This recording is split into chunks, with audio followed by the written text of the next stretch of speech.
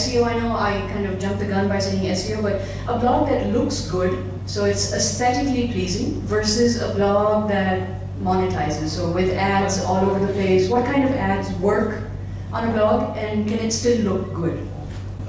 Well, one of the websites that make the most money in Indonesia is a portal called thetik.com. It's a news portal, and they specialize in just getting the news out first, never mind whether it's accurate or not.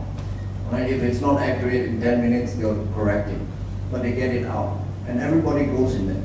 And it's a nightmare to go into that place, because you go in, you've got pop-ups, you've got ads that follow you everywhere, etc. It's totally unaesthetic, it's hopeless. But it's the most popular website. Why? Because of the content. You want to know what's happening right now? Get into that website, and that's it. So, you know, aesthetics of blogs, etc., again, it's secondary to your strategy, how you want to use social media. It's secondary to your content. Once you got that, then aesthetics might wait. So Ron, I know for a fact that you and Jadun and all these guys spend a lot of time on picking the theme, customizing the theme. Why bother if you have content that drives traffic anyway? Should you really bother to make your website look good? The reason we focus so much on our looks, On our looks. of the blog is Gel, makeup. See, the thing is, you need to have a unique identity. We're pushing a brand, not just a news website. So, you know, it's not just some aggregator. We've got unique content. So, why not a unique design too? Right. See, and the design has to be such that it fits in the ads just as well. You know, the ad should look out of place. People should actually, you know, see the ads like they are there, but they're not, you know, making the website look ugly or, you know, coming in between the content they use. Right. It should be like that. I remember I got my website redesigned from a company in Romania. Okay. So that was really expensive at that time, but it has actually benefited me in terms of traffic and then following. My Facebook fan page followers increased a lot after that. Everything just got better after the redesign. So that means a lot to a user and the website is good. Okay, so if it is user-friendly and aesthetically pleasing, you and then you and then. Sorry, if you can just add up again. You know, your blog or website is like your online shop or your offline shop. If it's messy, obviously the customers, the walk-ins won't be able to figure out the content, the navigation, or everything else easily. So I think you need to just reflect the same principle here. Right. In that sense. Okay, we had a question there. My name is Farhan. My question is from all of you. In connection with what was discussed earlier as well. There are a lot of stories going on, a lot of observations, a lot of success stories, everything. But what is the status of business or academic research in this area? Serious research that is being documented in maybe a research journal or something like that. Because these are just observations, it's not being recorded anywhere. There are no reference points where people can see what works and what doesn't. So, you know, the challenge there, when you spend, I'm sure most of your students, the challenge is currently in the universities, the administration is generally not even Web 1.0. They are actually Britannica L2, first of all, and we generally call them digital immigrants. So they have to by force use mobile or SMS. And the challenge is this is something which is very, very fast paced. So by the time they want to document something, the technology has changed. First of all. And secondly, I think in this new era, you should not be expecting a similar documentation which we would expect for a very conventional scientific research. Because the trends are so fast changing that you need to keep up with them at their own pace. You can't push them. You need to pull what is available and then based on that. So I think there is a lot of information available. You need to convert it into knowledge and then wisdom. But that's, everybody has to do it on their own. And that's the challenge. But it has to be on some standardized platform. So, so I'm coming back to another challenge is in our universities, these subjects are not even yet considered serious. they're still optional if they're offered. So even the top universities in Pakistan are still not offering courses in social media or digital advertising or digital landscape. They still think this is a child's play, which was probably a few years back in Indonesia, until something hits them. So when there is something wrong about a vice chancellor of a university, then their IT department scrambles to get it removed. They don't think of putting positive information, but they think of getting it removed, which is our conventional way of countering something negative. So I think that's been the challenge. So it's all about this generation getting into the planning division or the administration of the universities and then convincing them. So I think as alumni of our environmentalists, it's our responsibility to push our universities to probably introduce these subjects. There's a question there. Then just stand there and yell. It makes me feel better. Okay. My name is Faiza. I'm a freelance writer with advertising background. I've written editorials for media companies and all. As Shirazi sir pointed out, there's a big dearth of original local content here. And as our Indonesian friend commented, the secret to that is following your passion, coming up with niche topics. But since you commented that you should focus on your domain, and these social networks are just support to it.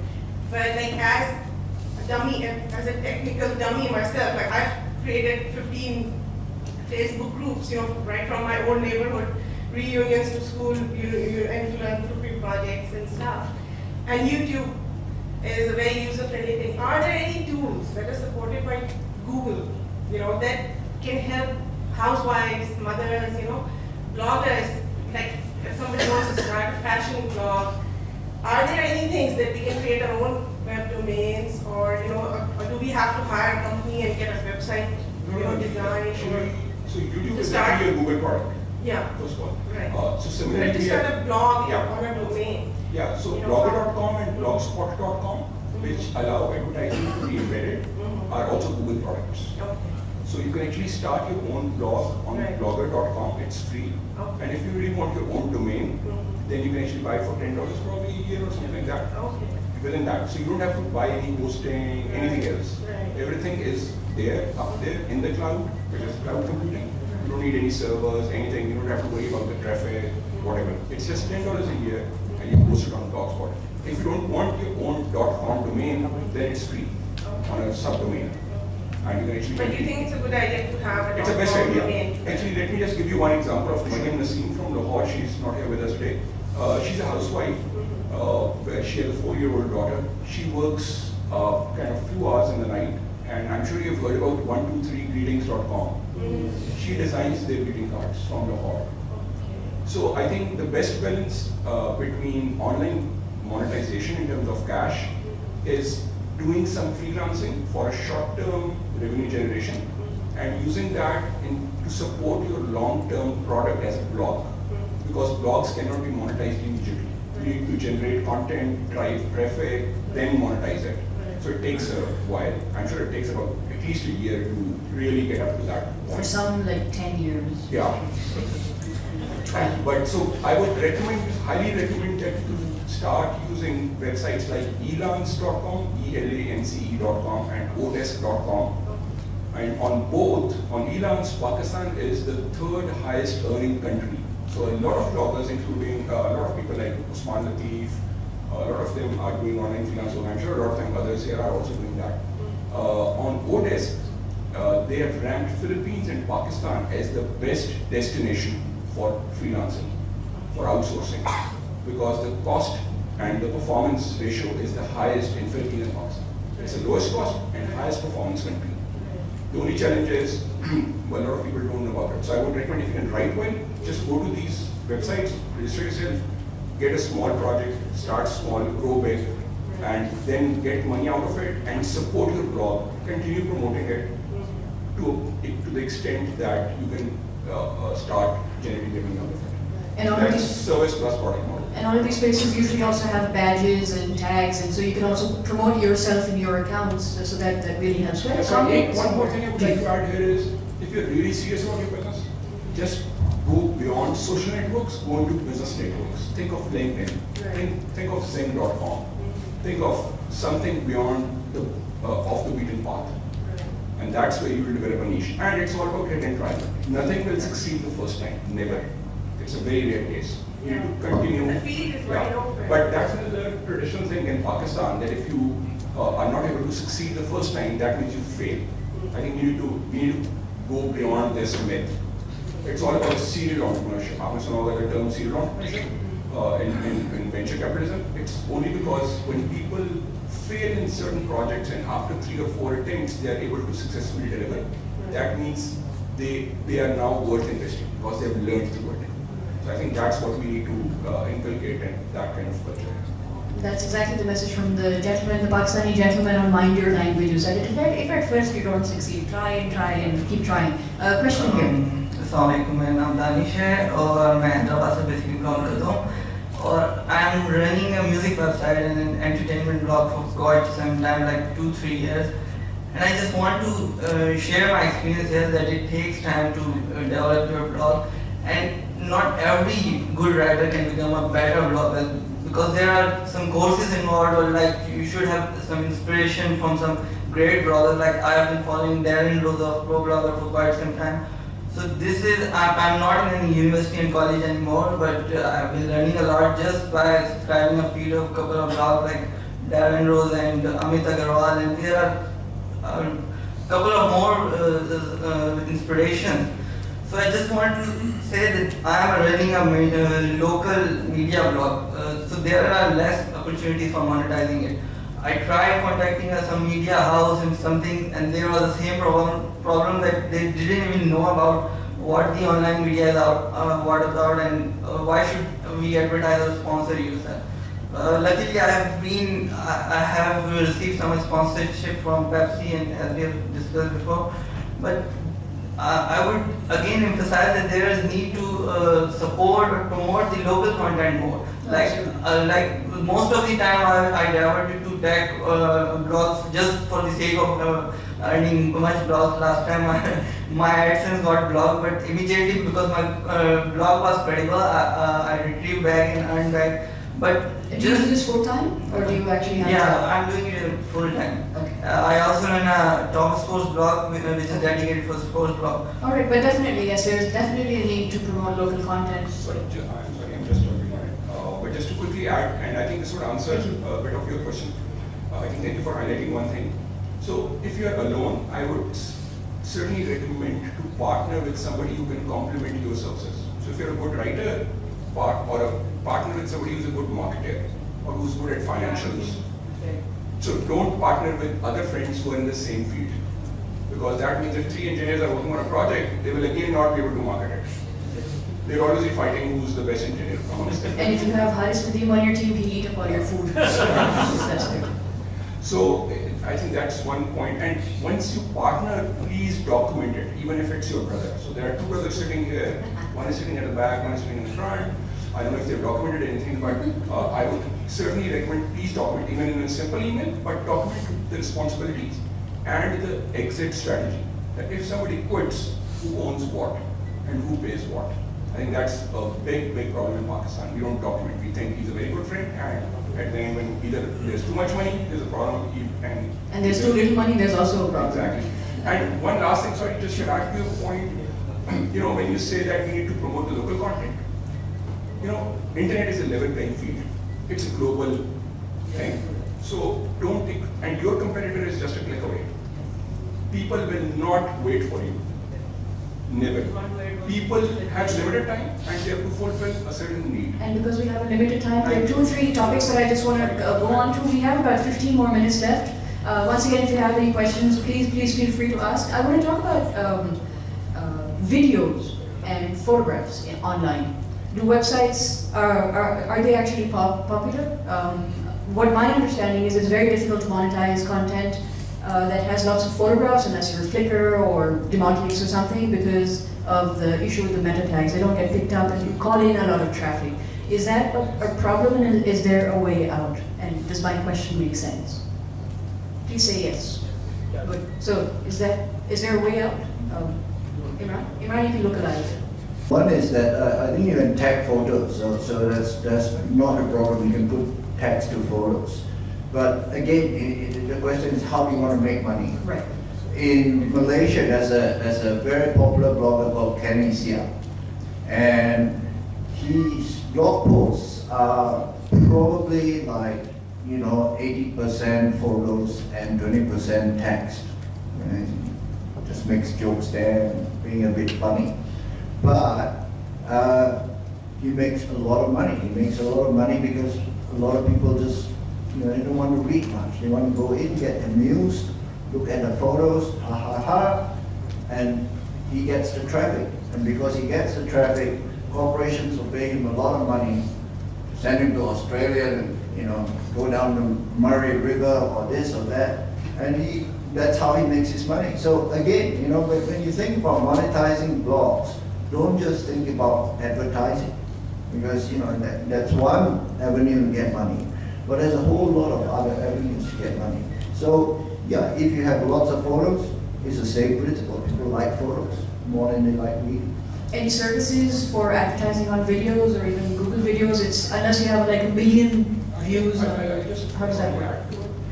I think when it comes to some content which is not just basic text or something, I think there's another opportunity which is lead generation.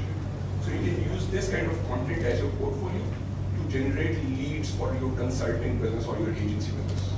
Not just even directly monetize that same content. So I think, but there are examples in Pakistan like Coke Studio, the RFOR video has been, just for information, Coke Studio was the 12th most watched YouTube channel in the world last year, and I think that's where they can monetize through advertising around videos as well. Okay. But I think the best in Pakistan would be to use that as a portfolio and generate leads for your consulting business. That's more good. Because you have intellectual property issue. So people don't buy photos, they would generally copy paste into the basic stuff. Okay. Just to connect blogging with monetizing, why don't you talk about social media, the biggest platform? Now the shift is happening in society.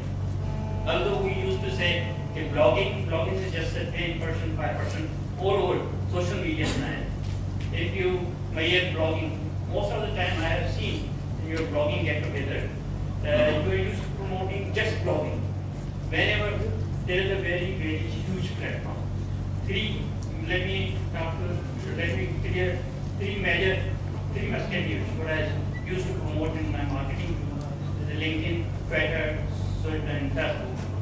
There is a very huge platform. Again, we can monetize these three platforms for the promoting your marketing. There is one question asked by Usman. How can we promote? How can we convert corporate blog and branded blog?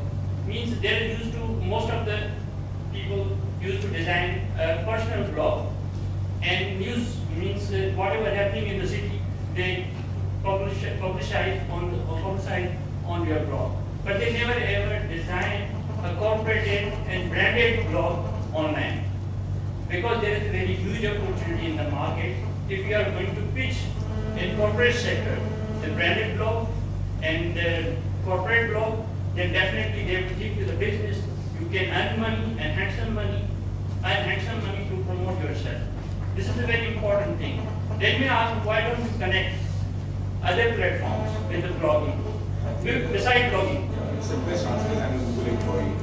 Of course, you are Google Insight. But that does not mean that I'm biased in that sense. I think we've done a lot of tweet ups as well. Yeah. We have done tweet ups. We have always used probably Facebook during our lucky draws. So I think it's the blogging is just to use the word blogger meetup. But we have talked about everything from politics to promoting Pakistan and branding Pakistan online. Most of the time. Yeah, everything. So we have, I think, done all possible ways. And we have, so the challenge initially was, there was no blogging community or the digital netizen community here in Pakistan. So this was the simplest way to attract people that they could earn online. Because money was a kind of money Incentive. So that was probably the starting point. So people still are not very comfortable. They're very comfortable using social media like Facebook, Twitter, and LinkedIn, but they're not able to monetize because they're not developers. So they can't create free games like Zynga to create farm well so that they can monetize. They can use it, but they can't come through that themselves. Are there any game developers here in the audience? Thank you. Do you develop for like Facebook or those? Yeah, right now I'm developing for Facebook. And I'm just wondering, are you doing this as an individual? Are you doing this as an individual or are you doing this as a company? Yeah, I'm doing for a company named Sensor Technologies in Karachi. And we are working for Facebook and other social media websites right now, and we have developed some social games like Lamolina. It was ice mode type of game. Okay. A lot of audience in that. But I have one question here. Great. And then I have a question for you also. So go ahead. I have a blog named top-games.blogspot.com right now. What I noticed that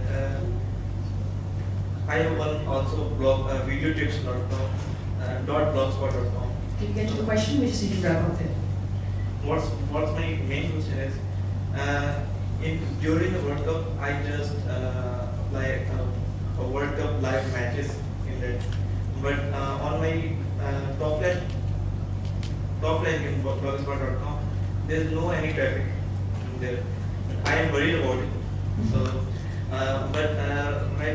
what I saw in past during the World Cup, cricket World Cup, when I played a video of live matches there. There was a lot of traffic in during the World Cup matches.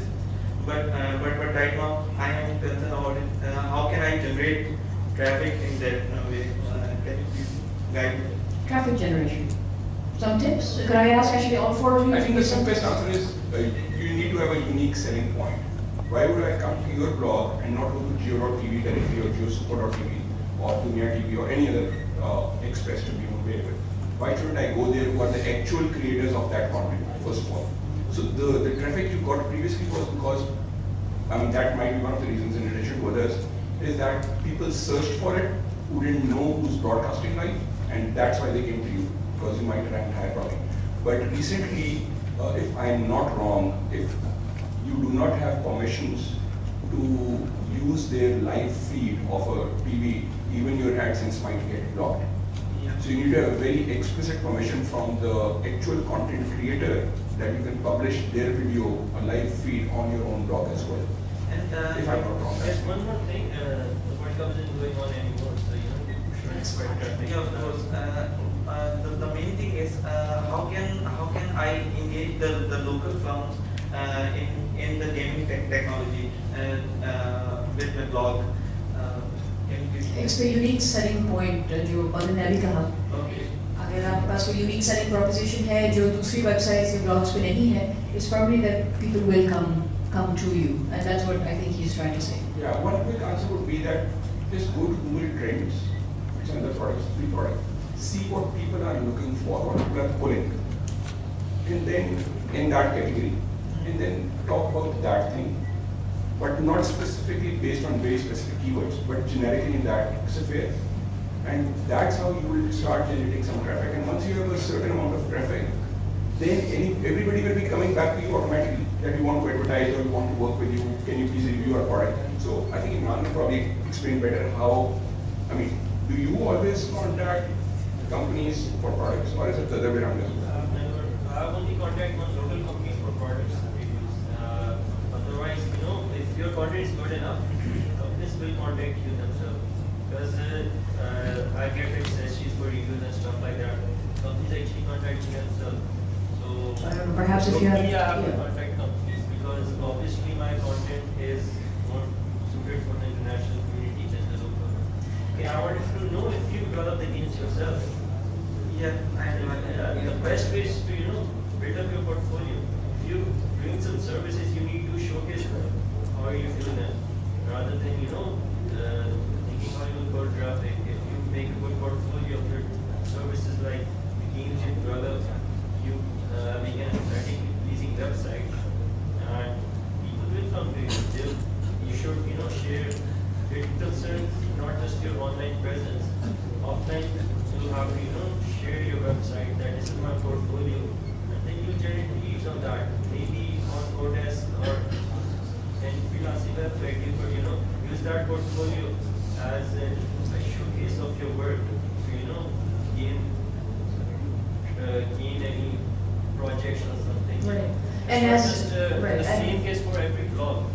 it's every blog will be different, but as Percy also mentioned, and I think Usman was also talking about the fact that you need to create case studies so that if your unique selling proposition is games, perhaps have a video of that age group of somebody playing that game and see what the learning curve was and propose that, share that with businesses who can then understand how your game and how your talents can actually One be quick used. suggestion, we submit your free games to free download websites. And because people go there to download freeware. So I have done with Mochi Media.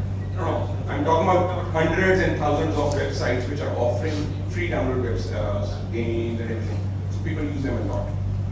Download freeware and everything. I would also want to say that there's a lot of communities out there for open source code and stuff like that. So put your stuff out to open communities, open source communities. This is how you get popularity, exposure, and then if you're trying to sell something, it'll get more acceptance. It will have a better acceptance in that. So this is called I scratch your back, you scratch your back. Just go on other similar websites and blogs and comment properly after reading what they have posted. And they'll come back, link back to your website, and they'll come back and comment on those. And that's how you actually create a traffic signal. Forget Dig, forget StumbleUpon, forget Reddit. You should put like a Kujiti.com. I scratch your back, you scratch mine. That's what it is. Can we just briefly? I think we have a mamoinpakistan.com. Yes. True. That in fact is a very good idea for domain name. It is, right? So I wanted to talk about domain names and SEO, and we have to wrap up in about 5 or 7 minutes. But how important is the domain name? How important is it in terms of generating traffic? The most important thing. Very, very important. Very important? Very good, because of the brand names. If Go your ahead. domain name is not important, then your digital ID will be lost. Well, I have. Hang on. Okay, so there are like 2, 3. You have to see that there are ranking factors in search engines. Google tells that it has more than 200 ranking factors. So domain name is one of them. It is better. Like there are two parts. So you can go for a brand or you can go for a keyword. So you have to see if you're unique. For example, now he's searching for Coca-Cola query if he's thirsty. So he'll be searching for cold drinks. So cold drink is a keyword, but Coca-Cola is a brand. So you have to see if you need a domain for Coca-Cola.com, you need a domain for whatever keyword you are promoting. So ranking of domain name is one of the ranking factors, but it's not everything in the ranking. I want to Hip.com, then I had started redwoodpie.com. We have no keywords in our domain names. People actually search for those domains on Google from our website. So, those keywords in the domain don't really matter that much.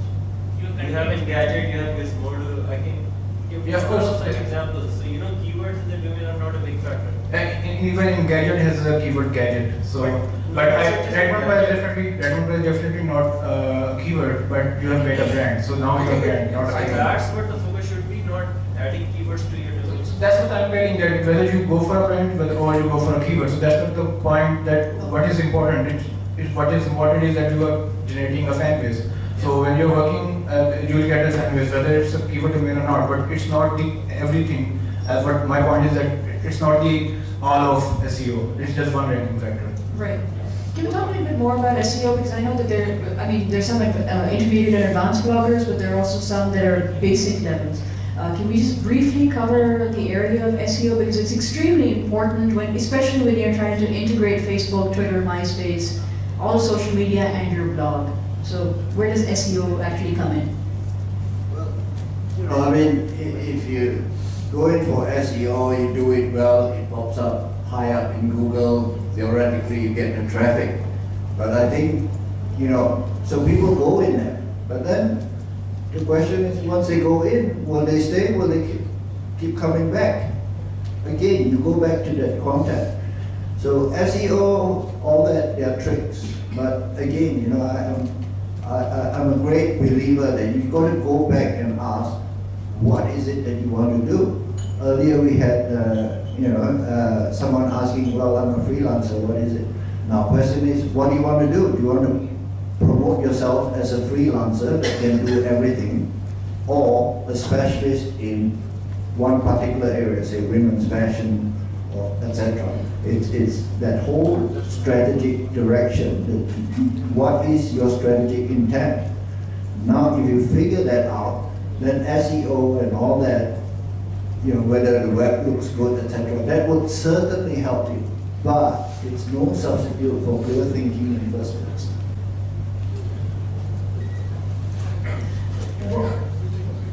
So I think I agree.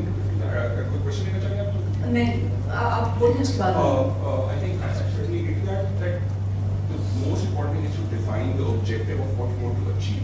Right. And then you need to choose the right tool, whether it's SEO, social media, or a mix or a hybrid of what, and how much weightage or balance you want to keep it within. But I mean, I think everything has its own importance in that sense. So you can't just ignore either of the things. But certainly content at the end of the day is the king, which will keep the stickiness of your website. So I will continue that positively. I just want to quickly link back to so it's keywords, SEO, and I'm going to go back to analytics and kind of bring it full circle. So I look at my analytics and I say, where are my traffic sources coming in? So is it better if I have the majority of organic traffic coming in, organic being that so people are actually searching and finding my site?